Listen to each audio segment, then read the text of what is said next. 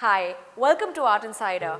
Today, we focus on painting and speak to different artists on how they approach this medium. As we know, new media has integrated itself into art, and hence, painting has had to question itself and redefine itself often by embracing new materials and new techniques. We speak to Suhasini Kejriwal, an artist from Calcutta who has developed her own technique of painting and creates large-scale imagery.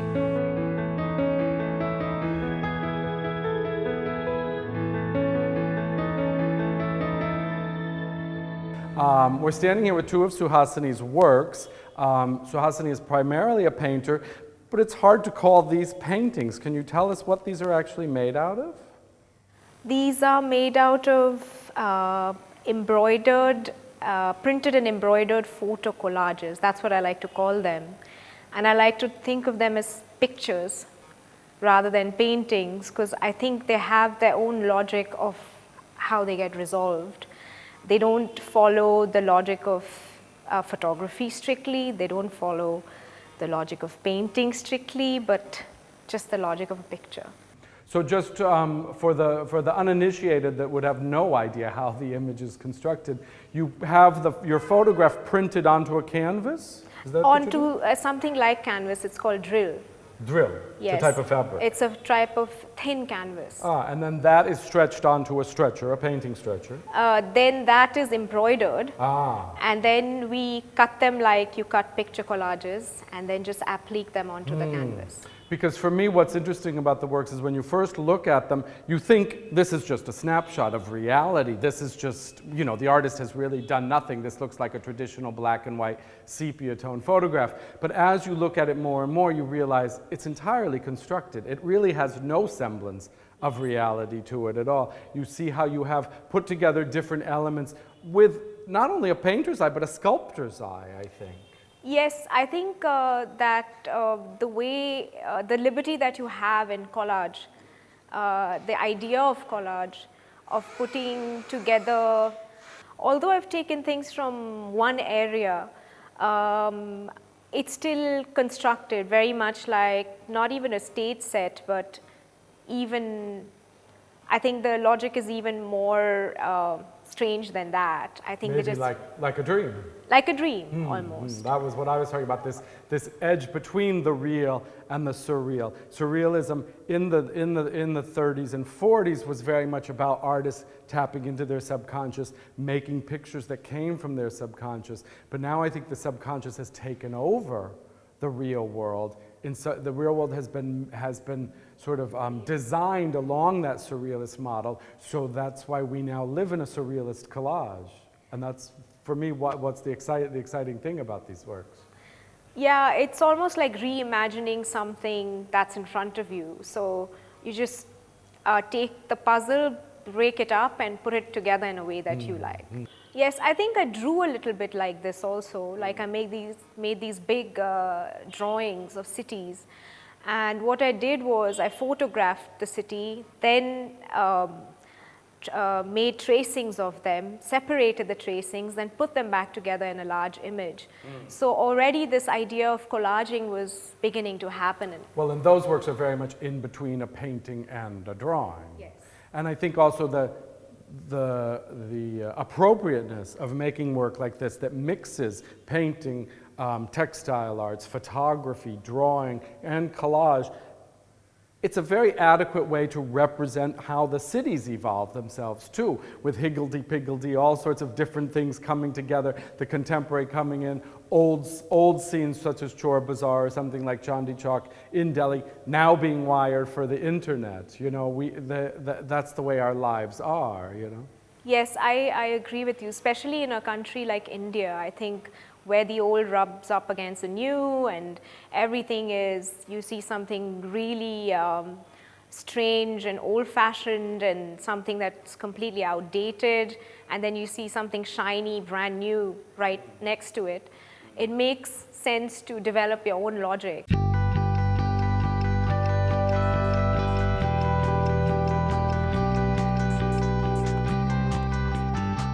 This work actually reminds me of the French painter Henri Matisse. Yes, when I walked down the street, I just had a sense of, this is just beautiful to just take pictures in. You just get a sense of design, of repetition, and almost of a set again. Well, again, I think that's the amazing thing of it is the painter, your own painterly eye putting together the elements. I love the very old-fashioned iron, almost geometric balustrade, and then juxtaposed with these vine leaves, which again you've cut out in meticulous detail, but they turn into a very strange, organic sort of seaweed-like thing climbing up and down the side.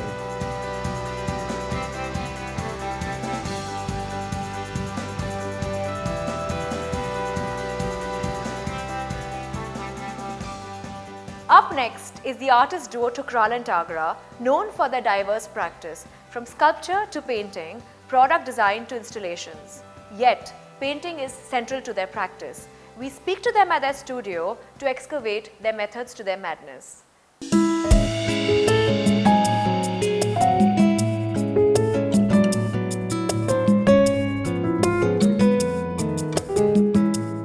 Hi, we're here with Thukral and Tagra at their Think Space to talk about their painting, which is a big part of your practice, painting, the 2D work. And we've been talking about how modernism really kind of led to a dead end in painting. I mean, from reductiveness to geometric abstraction to the end being the monochrome, and there was so much talk about the end of painting. But painting continues, and especially I think it continues to thrive in Asia for many ways. And I think that's by bringing in other media or other techniques. And a lot of your paintings are first created digitally, aren't they? Yes, they are composed because also in that sense that we are two people, we need to solve all our sort of imagery and queries and interrogations all on one screen before we actually start the process of painstakingly painting it. So the decisions and what to use and what colors is totally worked out on the computer. Most of it is worked out. All your fighting goes on All there. your fighting. Well, we don't really have the time to fight now. Don't have the time to fight. But it's Do you ever end up making a painting that you like a lot better and he doesn't really like that painting and vice versa? And you almost say, that's Sumir's painting, no, that's not my painting. Well, it's also, it is never happened. It's okay. mostly like sorted, kind of mood swings are taken and handled and very well If within that the happens, first then we phase. give a gap of like 3 days. Then And come back and look at it with fresh eyes or something. I see. And do you literally like work on that design on the computer together at the same time, or it's something like a ping pong match where somebody does it and then somebody else? Initially, we used to work on like the same imagery 2 ways, but now it's like if one is doing, the other one is supporting and fueling in constantly. So I think by this time it is much more relaxed way of approaching a subject matter rather than hassling or kind of rushing in. Well, because there's now been about 4 or 5 major sort of series of paintings. Yes, where a subject matters. gets. And if you look at the process is also first making in digital, then coming back to the analog. It's like it's not a first we make in digital, then we project, then we draw again to come back to the new forms. So you're saying some of there's surprises and still the element of chance that is in the actual creation of the painting. So it doesn't look exactly like the digital. Yeah, you kind of feel like when you know that it is not working, you kind of then meet that way, that you kind of try to solve it instead of fighting it. And it was more of drawings initially, and then the drawings were constructed into the software so that we get this vector quality of it. Now the drawings are then turned into a 3D software. We are using 3D, so make things in that and then kind of use them. So they are sourced, they are photographed, they are sketched and reworked in 3D, which looks like exactly a final object. If you look at the balloon painting, so those are first constructed in the 3D software. So then the imagery came from there, then it comes back to the layering of the colors what we want to do. So do you ever construct things on the computer that you can't paint by hand? Has that happened yet? Like you've stumped yourself?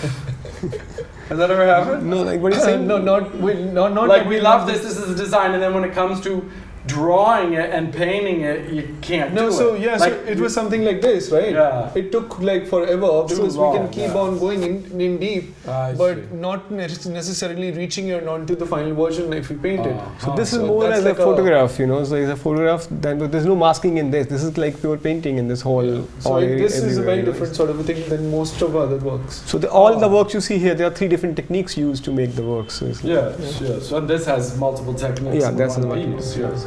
Oh, interesting.